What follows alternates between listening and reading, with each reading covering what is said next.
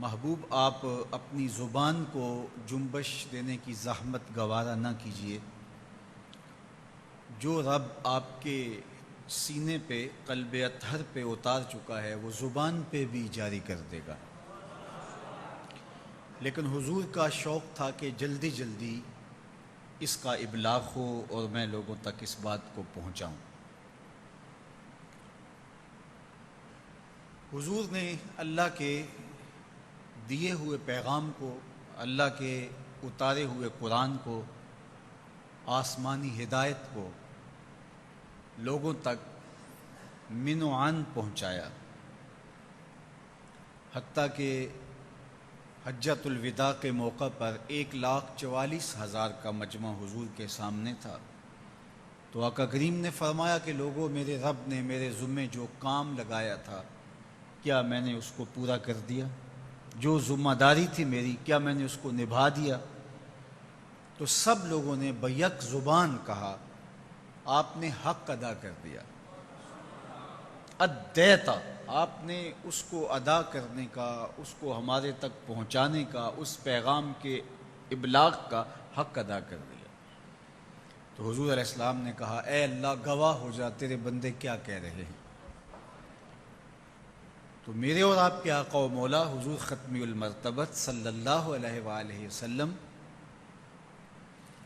نے اللہ کے دیے ہوئے دین کو، پیغام کو پوری طرح سے لوگوں تک پہنچایا، کوئی دقیقہ فروگزاشت نہیں کیا، پیغام حق کے ابلاغ میں کوئی کوتاہی نہیں کی، اور نہ ہی حضور سے قبل تشریف لانے والے پیغمبروں نے، رسولوں نے، انبیاء نے، اولو العزم ہستیوں نے کوئی کوتاہی کی۔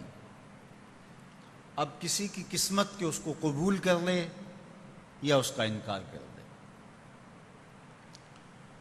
لیکن حضور علیہ السلام کی ذمہ داری صرف یہی نہیں تھی کہ وہ اللہ کے پیغام کو، سینے پہ اترنے والی کتاب کو لوگوں تک منتقل کر دیں، بلکہ حضور کے ذمے یہ کام بھی تھا کہ لوگوں کا تزکیہ نفس کریں، لوگوں کے باطن کی ستھرائی کا اہتمام کریں، اور یہ نبی کا منصب ہے، یعلمہم الکتاب والحکمہ ویزکیہم، کہ وہ انہیں کتاب و حکمت کی تعلیم دیتے ہیں اور ان کا تزکیہ نفس کرتے ہیں، ان کے باطن کی ستھرائی اور پاکیزگی کا سامان کرتے ہیں۔ تو صرف کتاب کے نزول اور کتاب کے ابلاغ سے ہی دین نہیں پھیلا، بلکہ حضور علیہ السلام کی وہ محنت جو تزکیہ کے لیے حضور نے کی، وہ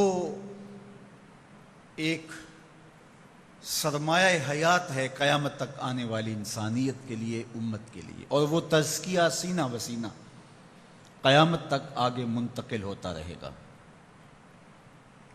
اب اللہ کے محبوب علیہ السلام نے جن لوگوں کا تزکیہ کیا وہ حضور علیہ السلام کے اصحاب ہیں، حضور علیہ السلام کے اہل بیت اطہار ہیں، جن کا تزکیہ حضور علیہ السلام کی ذمہ داری میں شامل تھا، اور تزکیہ اور قرآن مجید کا ابلاغ اور پیغام حق کا ابلاغ یہ حضور کی ذمہ داریوں میں شامل تھا۔ اب حضور نے جن لوگوں کا تزکیہ کیا، جن لوگوں کے باطن کی پاکیزگی کے سامان کیے، جن کی ستھرائی اور عفت کا اہتمام کیا، تو ان کے اخلاق سنورے، ان کا کردار خوبصورت ہوا، ان کا طرز معاشرت مثالی بن گیا، ان کا انداز حیات نکھرا نکھرا دکھائی دینے لگا، وہ کائنات میں یوں نظر آنے لگے جیسے کھلے ہوئے پھول ہوں یا آسماں پہ ٹمٹماتے ہوئے ستارے ہوں، گوہر آبدار اور روشن مینارہ نور بن کر کے ان کا وجود زمانے کو نور بانٹنے لگا۔ اب مختلف طبائع کی مطابقت میں خصوصیات الگ الگ نکھر کے سامنے آئی، کسی کے وجود سے صداقت کے پھول کھلے، کوئی عدالت کا شہسوار بنا، کوئی سخاوت کے اجالوں سے مالا مال ہوا، کوئی ولایت کے مرکب ہمایوں کا شہسوار بنا، کوئی عفت و نجابت، کوئی فقر اور زہد کا وہ مرتبہ حاصل کر چکا کہ زمانہ اس کی عظمتوں کو دیکھے تو سر سے پگڑی گر پڑے۔ تو آپ کو نظر آئیں گے حضرت ابو بکر صدیق رضی اللہ تعالی عنہ، حضرت سیدنا عمر رضی اللہ تعالی عنہ، حضرت عثمان غنی، حیدر کرار مولا کائنات سیدنا علی المرتضیٰ رضی اللہ تعالی عنہ، حضرت بلال حبشی، عمار ابن یاسر، حضرت ابو ذر غفاری، سعد بن ابی وقاص، کیسے کیسے گوہر نامدار اور گوہر تابدار اور چمکتے مہکتے ہوئے آفتاب اور ماہتاب دکھائی دیتے ہیں۔ اسی طرح حضور کے گھرانے پہ ایک نظر کیجئے تو آپ کو شہزادی کونین سیدہ فاطمہ الزہرا سلام اللہ علیہا کی شرافت و نجابت، عفت و پاک دامنی، عبادت و ریاضت اور پردہ داری کا وہ نور دکھائی دیتا ہے کہ ادب سے نگاہیں جھک جاتی ہیں۔ حسنین کریمین کی تربیت جس ڈھب سے کی ہے، زمانے نے دیکھا کہ پھر اس تربیت کا نتیجہ اور اثر ان کی زندگی پر غالب رہا۔ امت کو تفرقے سے بچانے کے لیے حضرت امام حسن رضی اللہ تعالی عنہ خلافت سے دستبردار ہو جاتے ہیں، اور دوسری جانب جب ظلم اپنی انتہا کو چھونے لگتا ہے اور اسلام کا پرچم گرنے لگتا ہے تو پھر اپنا خون دے کے اسلام کے گرتے ہوئے پرچم کو حسین ابن علی بچاتے ہیں۔ یہ تربیت کا رنگ تھا، تربیت کا اثر تھا۔ تو یہ حضور علیہ الصلاۃ والسلام کے سینہ اطہر مشکات نور سے پھوٹی ہوئی کرنیں ہیں۔ حضور علیہ الصلاۃ والسلام کے تزکیے کا مظہر اتم یہ پاکیزہ ذوات ہیں۔ صحابہ اور اہل بیت یہ حضور علیہ الصلاۃ والسلام کی تربیت کا نتیجہ ہیں۔ حضور علیہ الصلاۃ والسلام نے جن لوگوں پر محنت کی اور ان کا تزکیہ کیا، یہ اس کی خوبصورت صورتیں ہیں اور عالی نسب شکلیں ہیں۔ اب اگر کوئی شخص کسی صحابی پہ انگلی اٹھاتا ہے یا اہل بیت نبوت پہ انگلی اٹھاتا ہے تو اس کا مطلب ہے وہ حضور کی تربیت پہ انگلی اٹھاتا ہے۔ بدبختی اور بدقسمتی کے اوائل اسلام میں ہی ایسے فتنے نمودار ہو گئے کہ اسلام کی عمارت کو ڈھانے کے لیے سرگرم عمل ہوئے۔ ایک تو کفر تھا جو ہر وقت ڈٹائی کے ساتھ اسلام کے خلاف کھڑا رہا، اور دنیا کا کفر کبھی بھی اسلام کو قبول نہیں کرے گا۔ آپس میں متفرق ہوں، متشتت ہوں، لیکن اسلام کے خلاف سارے الکفر ملت واحدہ، سارے ایک ہوں گے۔ تو وہ سیدھا آتا ہے، سامنے آتا ہے اور ذات رسالت مآب صلی اللہ علیہ وسلم پر معترض ہوتا ہے اور اسلام کی عمارت کو ڈھانا چاہتا ہے۔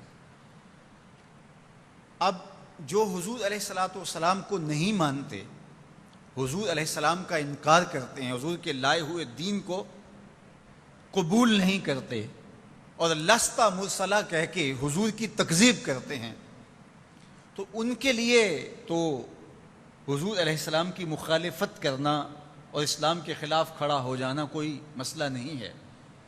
لیکن جو اللہ کے محبوب علیہ السلام کو مانتے ہیں، حضور کی محبت سینوں میں جا گزین رکھتے ہیں، تو ان کو ورغلانے کا طریقہ پھر مختلف ہونا چاہیے تھا۔ تاکہ وہ بھی استعمال ہو سکیں اور وہ اسلام کی عمارت کے انہدام کے لیے ان لوگوں کی مدد کر سکیں۔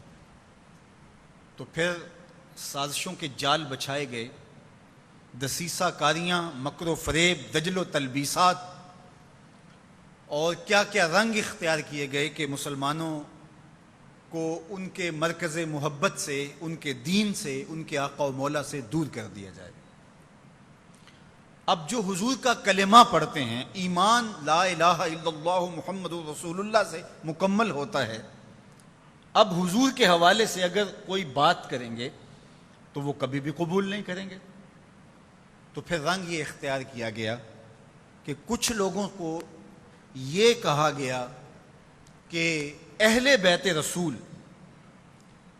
کریم صلی اللہ علیہ وآلہ وسلم کے جانشین اور وارث اور حضور علیہ السلام کی تربیت کا مظہر اتم ہیں، صحابہ ان کا کیا تعلق بنتا ہے، اور اہل بیت کی محبت کا جام پلا کر کے صحابہ کی تکذیب، صحابہ کی توہین کا راستہ ہموار کیا گیا۔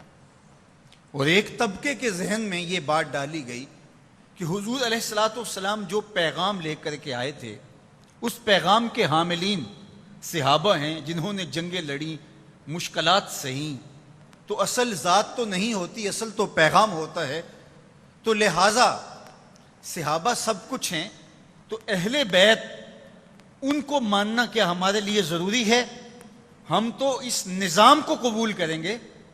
تو اہل بیت کے ساتھ محبت یہ تو ذات کی محبت کا مظہر ہوگی، لہٰذا اس طرح سے ان کے دلوں کے اندر اہل بیت کا کھوٹ اور اہل بیت کی نفرت اور اہل بیت سے دوری بتدریج پیدا کی گئی۔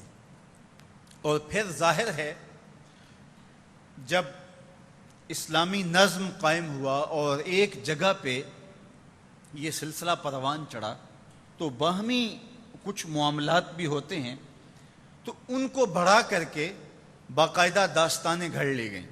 اقبال نے کہا تھا، ذرا سی بات تھی جس کو اندیشہ عجم نے فقط بڑھا دیا ہے زیب داستان کے لیے۔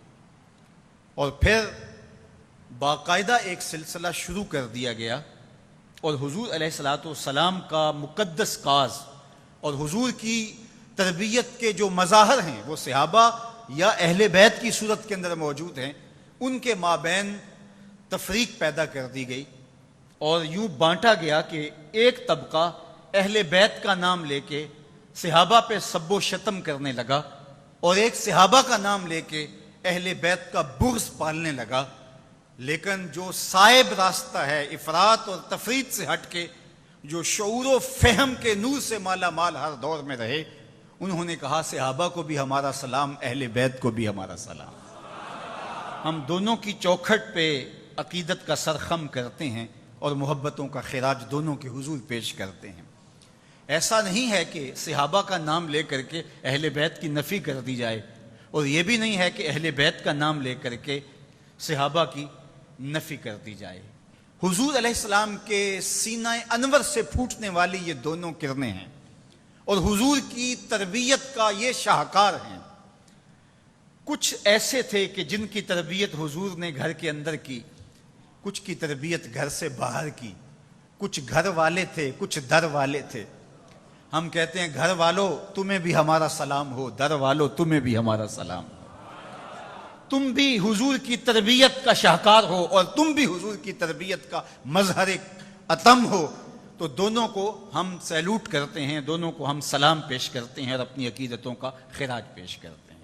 لیکن شروع سے لے کر اب تک بعض اوقات ہمارے عدم توازن کی وجہ سے ہم دشمنوں کی سازشوں کا شکار ہوتے رہے ہیں۔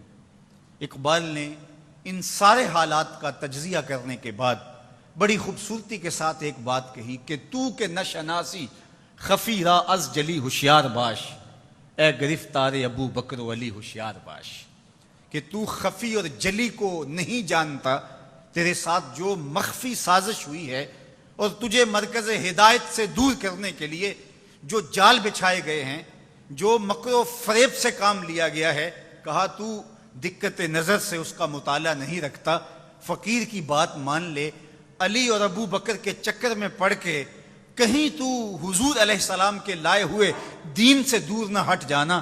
علی بھی حضور علیہ السلام کے سینے کا فیضان ہے اور ابو بکر بھی حضور کے سینے کا فیضان ہے۔ دونوں نور پھوٹے ہیں حضور کے قلب اطہر سے، اور آقا کریم کی تربیت کا یہ دونوں مظہر اتم ہیں۔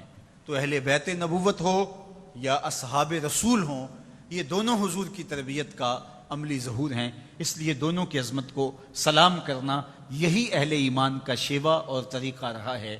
افراط اور تفریط، یہ دونوں راستے، تجاوز کرنا یا دوسرا راستہ اختیار کرنا، یہ راستے اسلام سے ہٹے ہوئے راستے ہیں، اور جو درمیان والا متوسط راستہ ہے، اعتدال کا راستہ ہے، وہی خیر کا راستہ ہے، وہ بھلائی کا راستہ ہے، اور وہی صراط مستقیم ہے جس کو ہم ہر روز مانگتے ہیں۔ اور جب صراط مستقیم طلب کر رہے ہوتے ہیں تو ساتھ ہم یہ کہہ رہے ہوتے ہیں غیر المغضوب علیہم ولا الضالین، کہ مغضوب لوگ جو ہیں جن پر تیرا غضب ہوا ان کا راستہ بھی نہ دکھانا، اور جو گمراہ ہیں ان کا راستہ بھی نہ دکھانا، بلکہ ہمیں مستقیم راہ پہ گامزن کرنا۔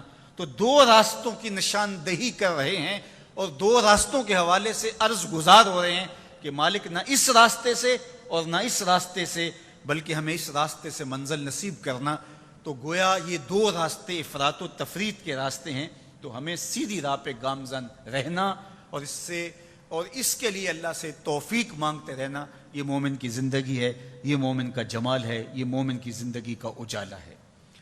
اللہ کے محبوب علیہ الصلوۃ والسلام کی دو احادیث آج کی اس نشست میں آپ کے سامنے رکھ کر کے میں اجازت کی طرف بڑھ جاؤں گا، اور میری گفتگو تکمیل کی طرف بڑھ جائے گی کہ حضور کے اہل بیت سے محبت کرنا اور حضور علیہ السلام کے اصحاب سے محبت کرنا، ان دونوں کا سبق دیا گیا ہے، ان دونوں کا درس دیا گیا ہے، اور ان کے آپس کے جو معاملات ہیں تو ان میں ہمیں کوئی حق نہیں پہنچتا کہ ہم کوئی ایسی بات کریں جس سے کسی کی کسر شان ہو اور کسی کی عظمت میں فرق آتا ہو۔ ان کا باہمی معاملہ ہے، اور قرآن کہتا ہے کہ رحماء بینہم، یہ آپس میں نرم دل تھے، اکٹھے رہتے ہوئے کہیں کسی معاملے میں اختلاف رائے ہو جائے تو اس کو بنیاد بنا کر کے ہم امت کو تقسیم کے عمل سے نہیں گزاریں گے، اور خود بھی ہم صحابہ یا اہل بیت کے خلاف کہیں اپنے آپ کو کھڑا نہیں کریں گے، بلکہ ہم دونوں کی عظمت کو سلام کریں گے۔ اور ہم صحابہ کو مانتے ہیں تو وہ بھی حضور کی وجہ سے مانتے ہیں، اور اگر اہل بیت سے عقیدت کا ربط قائم ہے، رشتہ موجود ہے، تو وہ بھی حضور علیہ الصلوۃ والسلام کی وجہ سے قائم ہے۔ آئیے پہلے یہ سن لیں، حضرت عبداللہ بن عباس رضی اللہ تعالی عنہ سے مروی روایت فرماتے ہیں کہ رسول کریم صلی اللہ علیہ وآلہ وسلم نے ارشاد فرمایا، احب اللہ لما یغزوکم من نعمہ واحبونی بحب اللہ واحبوا اہل بیتی لحبی۔ فرمایا اللہ سے محبت کرو، وہ تمہیں طرح طرح کی نعمتیں عطا کرتا ہے، تمہیں کیا کچھ اس نے عطا کیا ہے تمہیں احساس بھی نہیں ہے جو اس نے تمہیں عطا کر رکھا ہے۔ یہ گزشتہ ایام کے اندر خبریں چلتی رہی کہ گیس سلنڈر مارکیٹ سے غائب ہو گئے اور ہزاروں روپے میں ایک سلنڈر مل رہا ہے۔ یہ انسان کی بنیادی ضرورت ہے آکسیجن، جو ہمیں فضا میں، کھلی فضا میں میسر ہے، لیکن اگر ہمیں یہ خرید کے استعمال کرنی پڑے تو بتاؤ زندگی کتنی اوکھی ہو جائے۔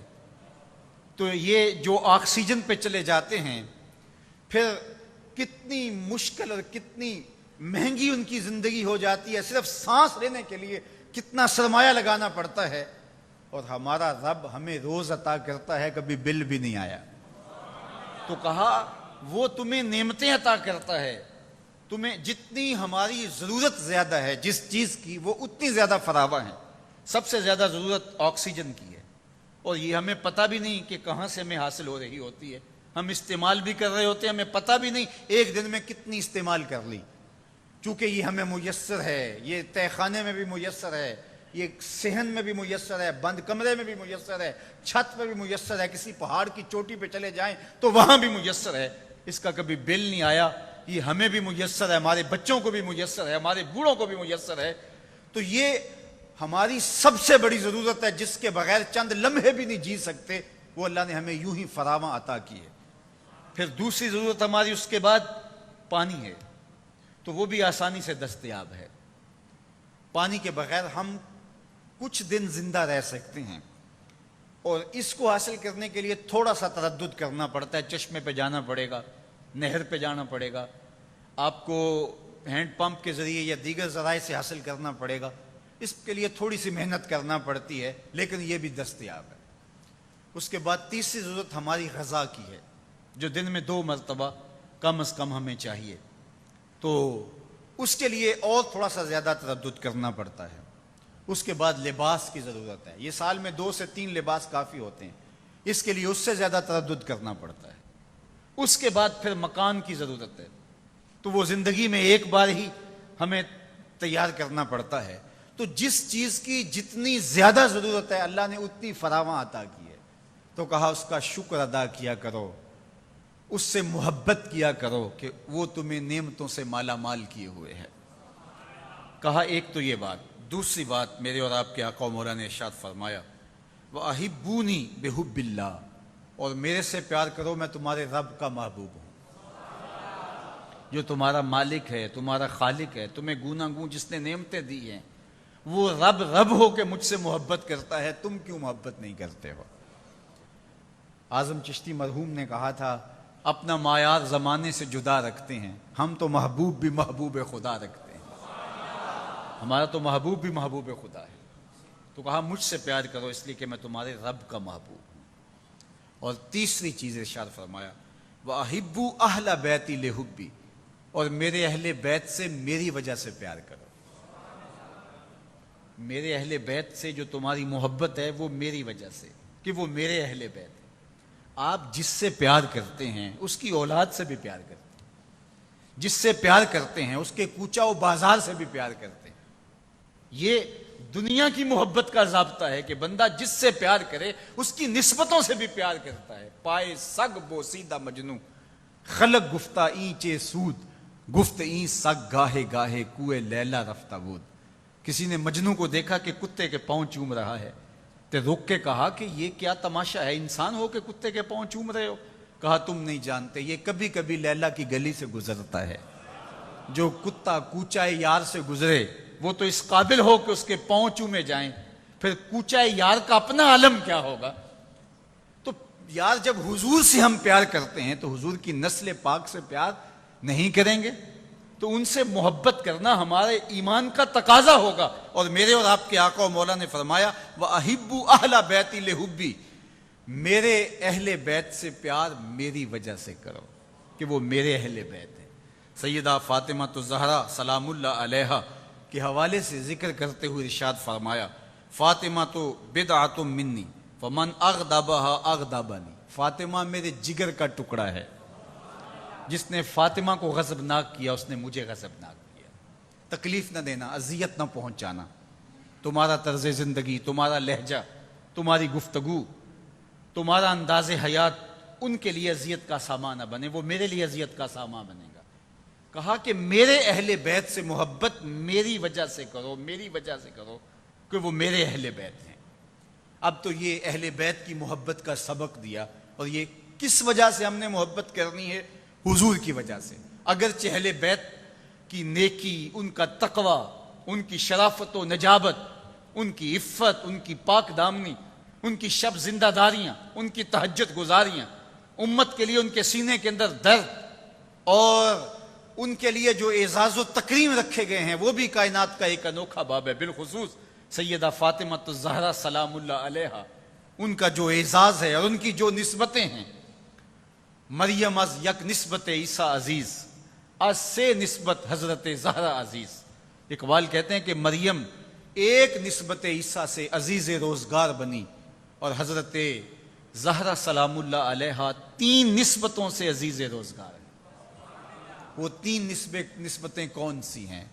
پہلی نسبت نور چشم رحمت للعالمین، امام اولین و آخرین، وہ حضور کی آنکھوں کا نور ہیں، جو اولین کے بھی امام ہیں اور آخرین کے بھی امام۔ دوسری بات، بانوئے تاج دارے حل عطا، مرتضی مشکل کشا شیر خدا، وہ بیوی ہیں مولا کائنات سیدنا علی المرتضیٰ کی، جو مرتضیٰ بھی ہیں، مشکل کشا بھی ہیں، شیر خدا بھی۔ تیسری چیز، مادر مرکز پرکار عشق، مادر قافلہ سالار عشق، وہ عشق کی پرکار کے مرکز اور عشق کے قافلے کا جو سالار اور سردار ہے حسین ابن علی، اس کی ماں ہیں۔ اللہ اکبر۔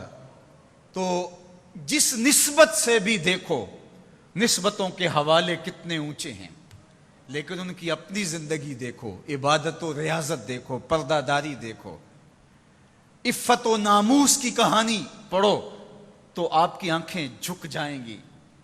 ادب اور محبت، عقیدت ان کے ساتھ جو تمہارے قلب کا ہے، جب آپ ان کی سیرت پڑھیں گے تو اور زیادہ بڑھ جائے گا۔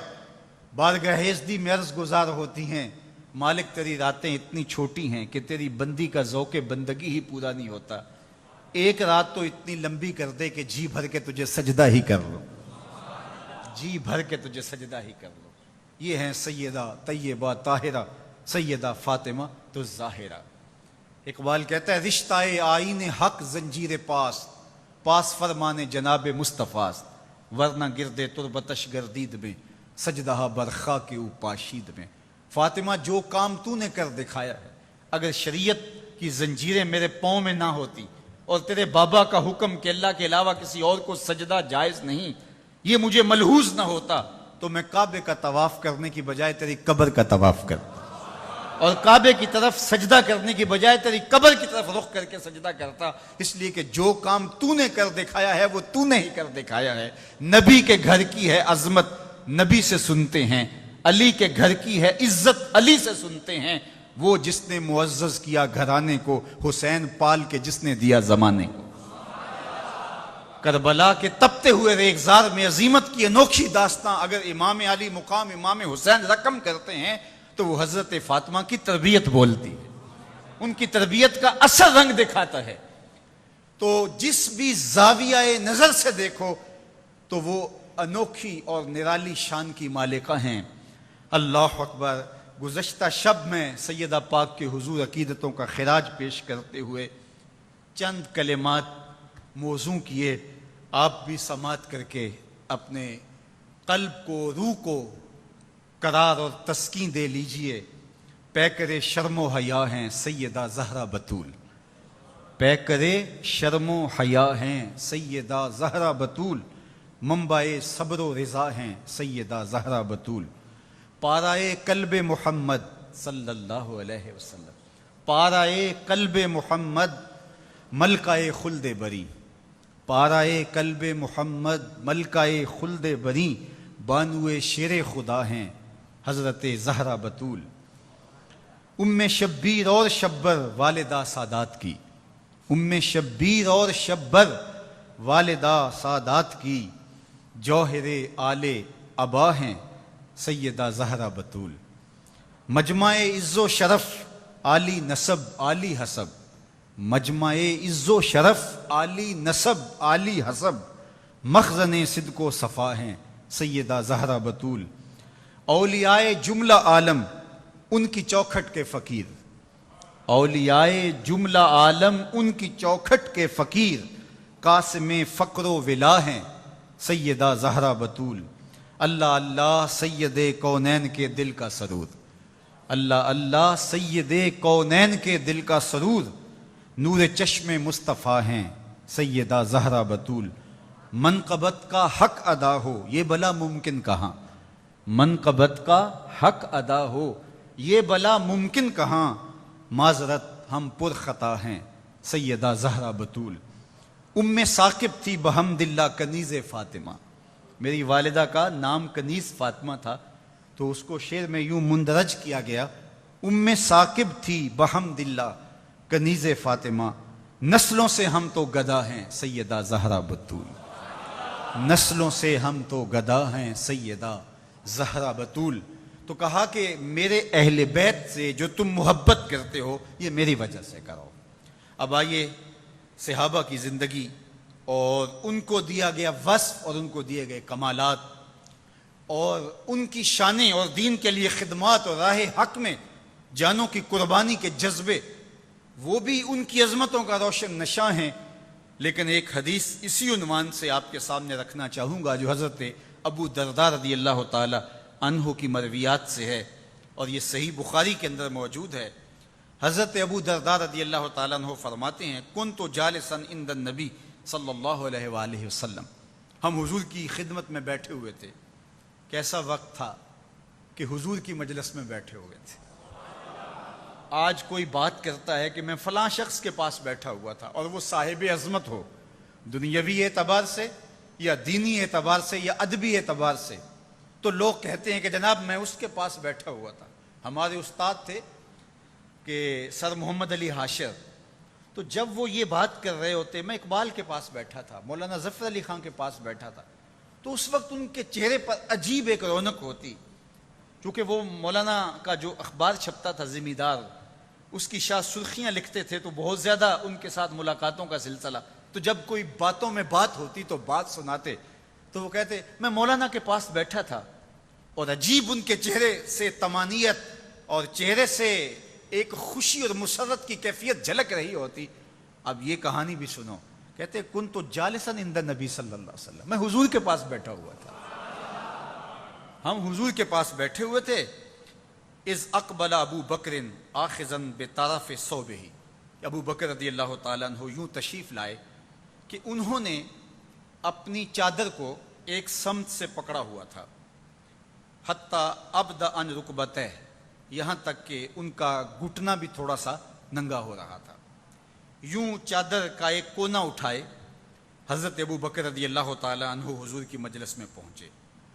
اب جب یہ آ رہے تھے تو حضور نے دیکھا، فقال النبی صلی اللہ علیہ وآلہ وسلم، تو حضور نے ارشاد فرمایا اما صاحبکم فقد غامر، یہ جو صاحب آ رہے ہیں تمہارے یہ کسی سے لڑ کے آ رہے ہیں. حضرت ابو بکر نے ایسے اپنی چادر کا کونا پکڑا تھا اور گھٹنا بھی تھوڑا سا ننگا ہو رہا تھا، تو مجلس نبوی میں حاضر ہونے کے لیے چلتے ہوئے آ رہے تھے. تو حضور نے فرمایا یہ صاحب جو آ رہے ہیں یہ کسی سے لڑ کے آ رہے ہیں.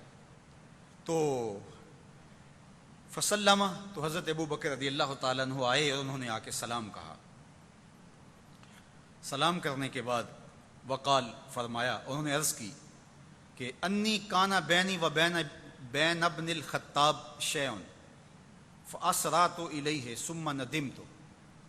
کہا میرے اور عمر بن خطاب رضی اللہ تعالیٰ عنہ کے مابین کوئی معاملہ ہو گیا تو میں ان کو سخت سست کہہ بیٹھا. یہ حضور کی بارگاہ میں حضرت ابو بکر صدیق کہانی بیان کر رہے ہیں.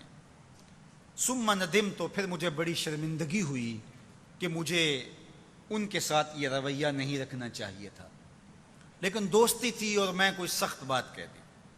فسألتہ ان یغفر لی، تو میں نے ان سے کہا کہ مجھے معاف کر دو، مجھ سے غلطی ہو گئی ہے تو مجھے معاف کر دو. فسألا، اچھا، فابا علیہ، تو کہتے ہیں انہوں نے انکار کر دیا، انہوں نے کہا نہیں میں نہیں معاف کروں گا. تو وہ بھی غصے میں تھے تو انہوں نے کہا میں معاف نہیں کروں گا. فاقبلت الیک، تو میں حضور آپ کی خدمت میں حاضر ہو گیا.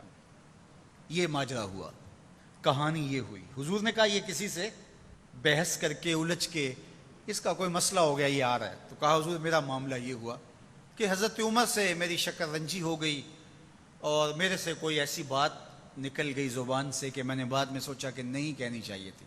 میں نے معذرت کی لیکن انہوں نے میری معذرت قبول نہیں کی، تو میں وہاں سے اٹھا اور آپ کے پاس آ گیا. فقال یغفر اللہ لک یا ابا بکر ثلاثا، حضور نے فرمایا ابو بکر اللہ تجھے معاف کرے. یہ بات حضور نے 3 مرتبہ کہی، ابو بکر اللہ تجھے معاف کرے، ابو بکر کو اللہ معاف کرے، ابو بکر اللہ تجھے معاف کرے. ثم ان عمر ندم، اچھا یہ تو کہہ کے حضور کی خدمت میں آ گئے پھر حضرت عمر نے سوچا کہ ابو بکر ہیں اور جلیل القدر صحابی ہیں، تو اگر ان سے کوئی بات ہو بھی گئی تو انہوں نے معذرت کی، تو میں معذرت قبول نہیں کی، تو انہیں بھی احساس ہوا، تو انہیں جب شرمندگی ہوئی فآتا منزل ابی بکر، تو وہ حضرت ابو بکر کے گھر چلے گئے۔ یار ان کے درمیان تو کوئی لڑائی نہیں تھی، کبھی کوئی معاملہ ہو بھی جاتا تو ذرا محبت کا انداز دیکھیے۔ کہتے ہیں میں حضرت ابو بکر کے گھر چلا گیا، فسألا، تو سوال کیا، اسما ابو بکر، ابو بکر ہیں؟ فقالوا لا، تو انہوں نے کہا کہ نہیں، وہ گھر پہ نہیں۔ تو فاتا الی النبی صلی اللہ علیہ وآلہ وسلم، تو وہ پھر وہاں سے چلے اور وہ بھی حضور کی خدمت میں حاضر ہو گئے۔ حضرت ابو بکر رضی اللہ تعالیٰ عنہ پہلے بیٹھے ہوئے تھے اور اپنی کہانی سنا چکے تھے، اب حضرت عمر ان کے گھر گئے، حضرت ابو بکر رضی اللہ تعالیٰ عنہ کے پوچھا کہاں ہے، کہا وہ تو یہاں نہیں ہے، سمجھے کہ وہیں ہوں گے، تو وہ بھی پیچھے آ گئے۔ فسلم، اور انہوں نے بھی آ کے سلام پیش کیا۔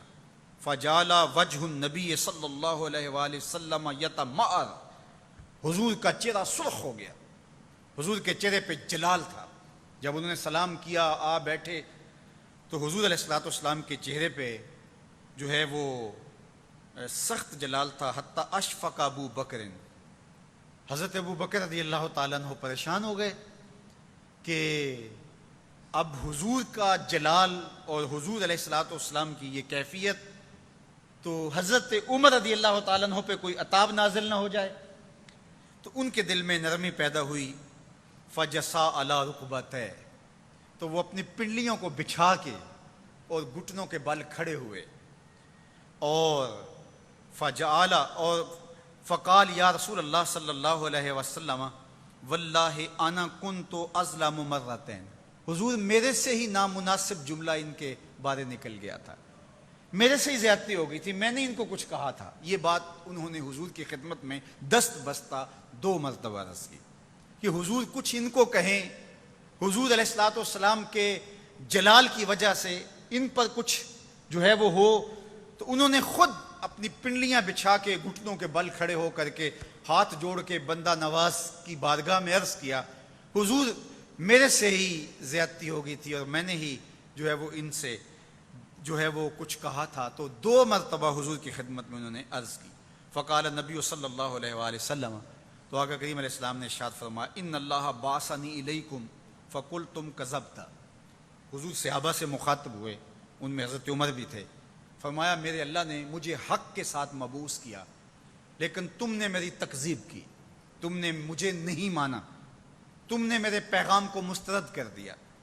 جب میں اللہ کی طرف سے مبعوث ہوا، مجھے نبوت سے سرفراز کیا گیا تھا اور میں نے اس کا اعلان کیا، تو میں نے تمہیں جب پیغام حق دیا، تمہیں دعوت دین دی، تو فرمایا فقلتم، تم نے کہا کذبت، کہ تم نے کہا کہ ہم نہیں مانتے، تم نے انکار کیا۔ تو وقال ابو بکر صدقہ، ابو بکر نے کہا آپ نے سچ کہا۔ یہ ابو بکر تھے جنہوں نے کہا کہ آپ نے سچ کہا، میں آپ پہ ایمان لاتا ہوں۔ وَوَاسَانِي بِنَفْسِهِ وَمَالِهِ، نہ مال دیکھا نہ جان دیکھی، سب کچھ فدا کر دیا۔ یہ وہ ابو بکر ہیں۔ حضور نے فرمایا کہ جب میں نے دین کا پیغام تمہیں دیا تو تم نے میرے پیغام کی تکذیب کر دی، انکار کر دیا، نہیں مانے، کوئی دلیل مانگنے لگا، کوئی انکار کرنے لگا۔ لیکن یہ ابو بکر تھے، جب میں نے ان کو کہا کہ میں اللہ کا رسول ہوں تو انہوں نے کہا جانو دل سے مانتا ہوں، انہوں نے کوئی دلیل بھی نہیں مانگی، فوراً تسلیم کر لیا۔ پھر اپنا مال، اپنی جان، سب کچھ قربان کر دیا اس دین کے لیے، میرے پر سب کچھ فدا کر دیا۔ اور پھر حضور نے فرمایا فَهَلْ أَنْتُمْ تَارِكُو لِي صَاحِبِي، کیا تم میرے اس دوست کے لیے، میرے اس دوست کو ترک نہیں کر سکتے؟ فرمایا کہ یہ میرا جو دوست ہے جس نے میرے لیے اتنی قربانیاں دی ہیں، اگر اس کی زبان سے کوئی سخت جملہ نکل بھی گیا ہے تو فرمایا کہ تم میرے لیے اسے چھوڑ نہیں سکتے۔ اللہ اکبر۔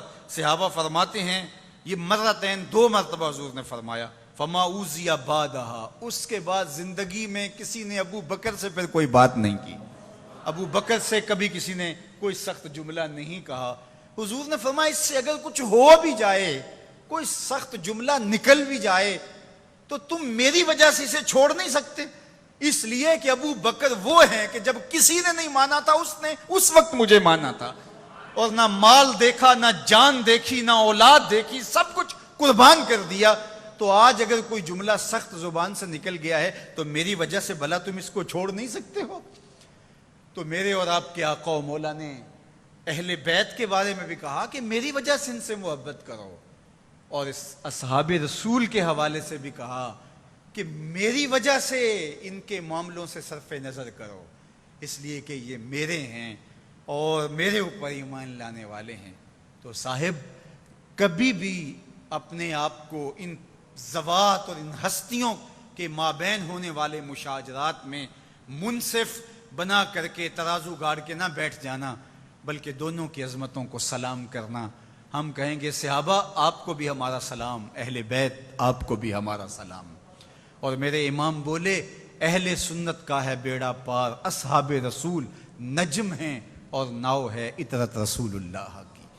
تو اہل بیت رسول ہوں یا اصحاب رسول ہوں، ہم ان کی بارگاہ میں عقیدتوں کا خراج اور محبتوں کا سلام پیش کرتے ہیں۔ وآخر دعوانا ان الحمد للہ رب العالمین۔